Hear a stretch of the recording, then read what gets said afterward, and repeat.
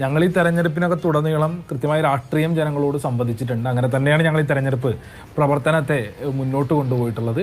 അതിച്ചിരി കൂടുതലല്ലേ? ആവേശം കൊണ്ട് ഓരോന്ന് വിളിച്ചു പറഞ്ഞ് തടിയേടാക്കണ്ട, പണിയെടുക്കാതെ ജീവിക്കാൻ നോക്ക്. ഒരു തെറ്റായ മാർഗവും ഈ തെരഞ്ഞെടുപ്പുമായി ബന്ധപ്പെട്ട് തെരഞ്ഞെടുപ്പിന്റെ ആരംഭം മുതൽ ഇന്ന് ഈ ഘട്ടം എത്തി നിൽക്കുന്നത് വരെ ഇടതുപക്ഷ ജനാധിപത്യ മുന്നണിയുടെ ഭാഗത്ത് ഉണ്ടായിട്ടില്ല.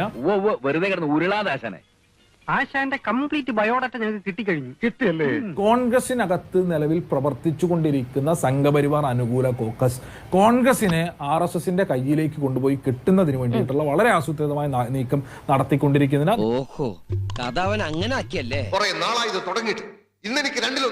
അതായത് വർഗീയ ധ്രുവീകരണം ഉണ്ടാക്കുന്ന ഒരു പരസ്യം കൊടുക്കുക എന്നുള്ളത് LDFന്റെ നയമല്ല. എന്താ വിശ്വാസമാവില്ലേ? ഇവൻ പറയുന്നത് വിശ്വസിക്കരുത്. ഇവൻ ഭക്ഷണം കഴിക്കാനും കള്ളം പറയാനും മാത്രമാണ് വാ തുറക്കുന്നത്. ജ്യോതികുമാർ വീണ്ടും വീണ്ടും പറയാ വർഗീയമായി ധ്രുവീകരിക്കാൻ വേണ്ടി ശ്രമിക്കുകയാണ്. ആര് ജ്യോതികുമാർ? ഇവനെ തടയണ്ട, അയച്ചു വിട്ടേക്ക്. ഇവന് കിട്ടാനുള്ളത് നമ്മളായിട്ട് മുടക്കണ്ട. ആ പത്രങ്ങളിൽ അതിലൊന്നുമില്ലാത്ത കണ്ടന്റ് ഈ രണ്ട് പർട്ടിക്കുലർ ആയിട്ടുള്ള സുപ്രഭാതത്തിലും സിറാജിലും മാത്രമായി വരുന്നു. എങ്ങനെയാണ് നമ്മളൊരു പത്രപരസ്യം കൊടുക്കുന്നത്? എങ്ങനെയാ തെരഞ്ഞെടുപ്പുമായി ബന്ധപ്പെട്ട് പത്രപരസ്യം നൽകേണ്ടത്? ഉത്തരം കൊടുക്ക്. അതൊന്നും എനിക്കറിയാൻ മേല. തിരഞ്ഞെടുപ്പ് കമ്മീഷന്റെ നിയന്ത്രണത്തിൽ അവരുടെ അറിവോടുകൂടി അവരുടെ അനുമതിയോടുകൂടി മാത്രമേ ഇത്തരത്തിൽ നമുക്ക് പരസ്യം കൊടുക്കാൻ കഴിയൂ.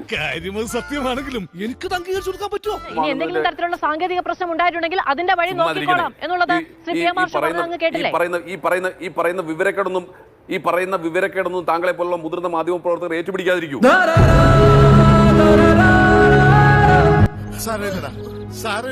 ഞാനിത് പ്രതീക്ഷ തന്നെ വന്നത്. ഈ ചർച്ച കേട്ടാൽ തോന്നുക, CPMന്റെ പ്രതിനിധി ചർച്ചയിൽ പങ്കെടുത്തുകൊണ്ട് സംസാരിക്കുന്ന കേട്ടാൽ തോന്നും സന്ദീപ് വാര്യർ CPMൽ നിന്ന് കോൺഗ്രസിലേക്ക് വന്നതാണ്, അതിലുള്ള അസ്വസ്ഥത മൂലമാണ് അദ്ദേഹം സംസാരിക്കുന്നതെന്ന് തോന്നിപ്പോവും. എനിക്ക് തർക്കമില്ല. കാരണം BJPയും CPMും തമ്മിൽ ഇപ്പോൾ തിരിച്ചറിയാൻ വലിയ ബുദ്ധിമുട്ടാണ്.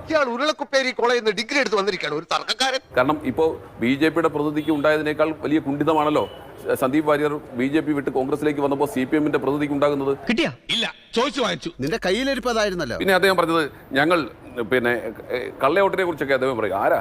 SFIയുടെ സംസ്ഥാന സെക്രട്ടറി വന്നിരുന്ന് കോൺഗ്രസ് കള്ളയോട്ട് ചെയ്തതിനെ കുറിച്ച് പറയാ. ഒരു കയ്യബദ്ധം നാറ്റുകരുത്. ഒരു ആവേശത്തിലെടുത്ത് ചാടി വേണ്ടായിരുന്നു അല്ലേ? നിങ്ങളുടെ സ്ഥാനാർത്ഥി P സരിൻ, ആ സരിൻ ഈ മുഖ്യമന്ത്രിയെ കുറിച്ചും അദ്ദേഹത്തിന്റെ കുടുംബത്തെ കുറിച്ചും വാതോരാതെ അറിഞ്ഞും പുറഞ്ഞും ചീത്ത വിളിച്ചിട്ടുണ്ടല്ലോ. അതന്നത്തെ ചോരത്തിളപ്പിന് ഇപ്പൊ എന്ത് ചോര തണുത്തു പോയാ? അതൊന്ന് ഡിലീറ്റ് ചെയ്യിക്കാൻ, അത് തെറ്റായി പോയി അദ്ദേഹത്തെ കൊണ്ട് പറയിക്കാൻ നിങ്ങൾക്ക് ഇതുവരെ കഴിഞ്ഞിട്ടുണ്ടോ? കാര്യങ്ങളൊക്കെ കൈവിട്ട് പോയല്ലോ. ഇതിനാണ് അവനവൻ പാരാന്ന് പറയുന്നത്. സ്ഥാനാർത്ഥിത്വത്തിന് വേണ്ടി മാത്രം വന്ന P സരിൻ, ആ P സരിന് വേണ്ടി തോളത്ത് ചുമന്നുകൊണ്ട് നടക്കാൻ ഈ ആർഷോയെ പോലുള്ള DYFIക്കാരുടെ വിധി, SFIക്കാരുടെ വിധി കിട്ടിയ മുതലും പലിശ ചേർത്ത് കിട്ടി. അങ്ങനെ തന്നെ വേണം. A few moments later. നീ ഇത്രല്ലേ കണ്ടോളൂ?